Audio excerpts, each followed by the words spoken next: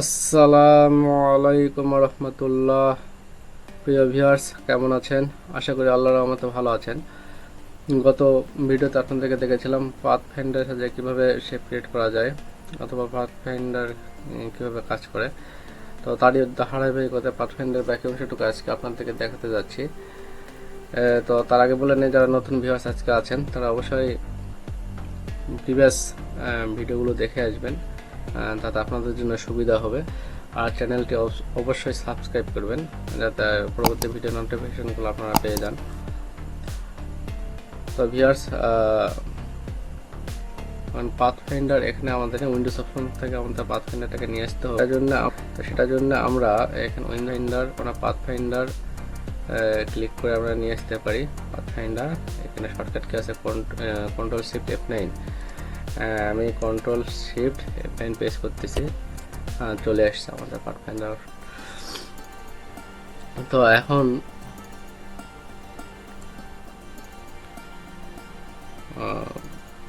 একটা shape create করতেছি, একটা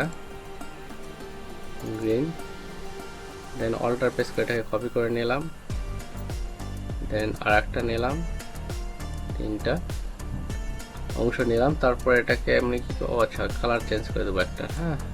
সেন্টারে যেটা আছে এটাকে আমরা কি করব, রেড করব। এটাকে আমরা রেড করে দিলাম, এটাকে সিলেক্ট করতেছি। আমাদের পাথফাইন্ডারে যেটা আছে যেটা হচ্ছে ডিভাইডেড, প্রথম অপশনটা আছে কি ডিভাইডেড। ডিভাইডে আমরা যদি ক্লিক করি তাহলে আমাদের প্রত্যেকটা অংশ আমাদের ডিভাইড হয়ে যাবে। তো আমি আমার সেটা দেখতে পাবো কীভাবে, এটা ডিভাইড অলরেডি হয়ে গেছে, এটা আমরা দেখতে পাবো কীভাবে। এটা এখন হচ্ছে আপনার আমাদের কি আছে, এটা সিলেকশন টুলসের মাধ্যমে না, গ্রুপ সিলেকশন টুলসের মাধ্যমে না, আমাদের যে ডাইরেক্ট টুলস আছে, ডাইরেক্ট সিলেকশন টুল, এটাকে আমরা সিলেক্ট করবো। সিলেক্ট করার পরে দেন আমরা এখন এখান থেকে দেখতে পারবো। আমি জানি না ভয়েসটা কেমন আসতেছে আপনাদের, হাই আসতেছে না লো আসতেছে, মানে আমার ঠান্ডা লাগছে, যার কারণে আমি বুঝতেছি না ভয়েসটা কেমন আসতেছে। তো যে আমাদের এগুলো কিন্তু ডিভাইড হয়ে গেছে, দেখছেন প্রত্যেকটা অংশ ডিভাইড হয়ে গেছে। কন্ট্রোল জেড দিলাম, তারপর নেক্সট অপশনটা আপনাদেরকে এখন দেখাতে যাচ্ছি। এটাকে আমরা রেড করে নিচ্ছি।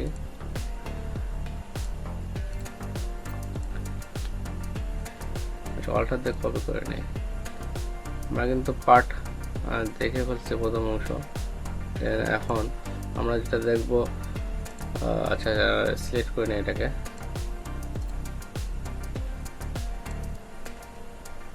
সিলেকশন টুল সাইডে নেই,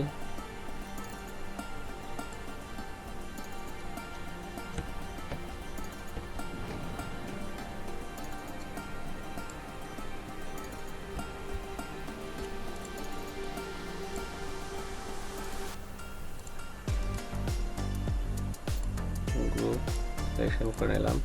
আর এটাকে যেটা করব সেটা হচ্ছে নেক্সট স্টেপ আমাদের আছে ট্রিম করব। ট্রিম করলে কি হবে, ট্রিম করলে আমাদের কেটে যাবে, কোন অংশটুকু কেটে যাবে, যে অংশগুলো আমাদের ব্যাকে আছে। বলেন এসে প্রথমে যেটা আছে এটা কাটবে না, তার যেটা হচ্ছে আমাদের আমরা দেখতে পাচ্ছি না, ইনভিজিবল অবস্থায় আছে, ব্যাকওয়ার্ডে আছে, সেই অংশগুলো কি হয়েছে, ট্রিম হয়ে গেছে। যেমন এখান থেকে রেড অংশটা ট্রিম হয়ে গেছে। পরেরটা আপনারা দেখতে পাচ্ছেন যেখানে গ্রিন অংশটা, যে থার্ড স্টেপটা ছিল সেই অংশটাকে ট্রিম হয়ে গেছে। ট্রিম এটাই হচ্ছে, ট্রিমটা এভাবে কাজ করে। প্রথম শেপটা যেটা আছে ওটাই থাকবে, তো সেকেন্ড শেপগুলো কেটে যাবে। তো এখন আপনাদেরকে কন্ট্রোল জেড, এটা গেল।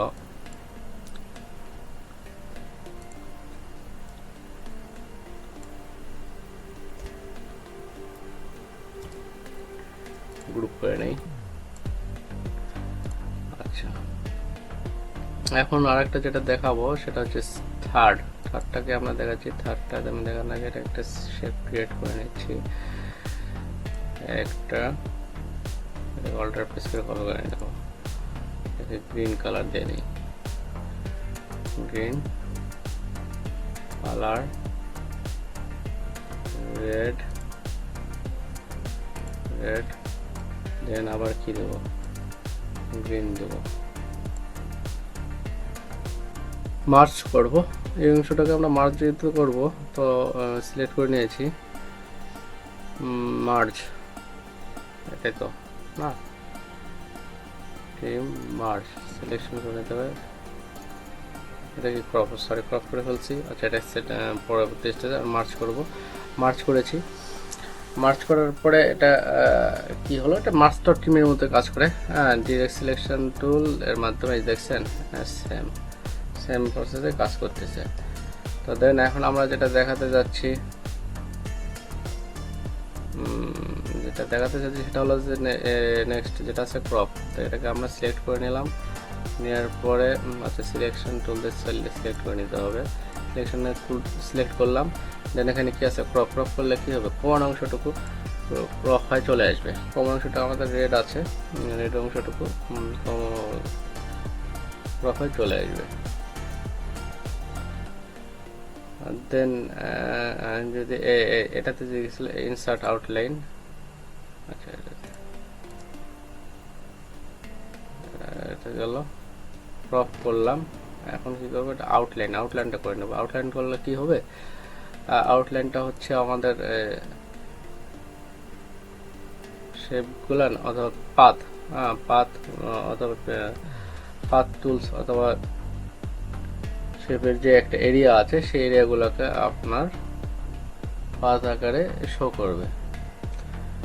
তো এই হলো, আর এই পাথগুলো কিন্তু আমরা মুভিং করতে পারবো। সেটা হচ্ছে সিলেকশন টুল, গ্রুপ সিলেকশন টুলসের মাধ্যমে আমরা পাথগুলোকে নিয়ে মুভ করাতে পারবো। এই যে আউটলাইনের মাধ্যমে অনেক পাথ আমরা সহজে ক্রিয়েট করতে পারবো। তো এই আউটলাইনটা একটু ভালো করে আমাদের প্র্যাকটিস করা দরকার। তো এটাকে আপনার আমাদের আরেকটা জিনিস দেখে আউটলাইন, একটা সার্কেল দিয়ে আপনাদেরকে দেখায় দেয়।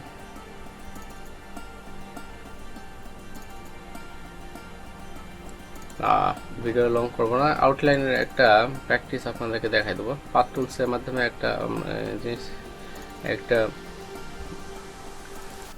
ডিজাইন করেছিলাম, সেটাকে আপনার আউটলাইনের মাধ্যমে সেটা করে দেখাবো নেক্সট টিউটোরিয়ালে।